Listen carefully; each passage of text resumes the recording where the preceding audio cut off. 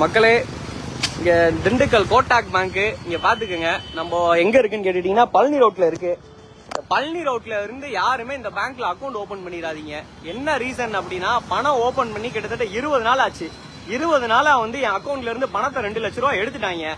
இந்தா சொல்றேன் அந்தா சொல்றேங்கிறாங்க. உடனே அக்கௌண்டே க்ளோஸ் பண்ணி பணத்தையும் தர மாட்டேங்கிறாங்க. இவங்களா என் ஆபீஸ்ல கெஞ்சி நான் முடிச்சு தரேன் பண்ணி தரேன்னு சொல்லிவிட்டு இப்போ வரைக்கும் பணத்துக்கு பதிலும் சொல்ல மாட்டேங்கிறாங்க.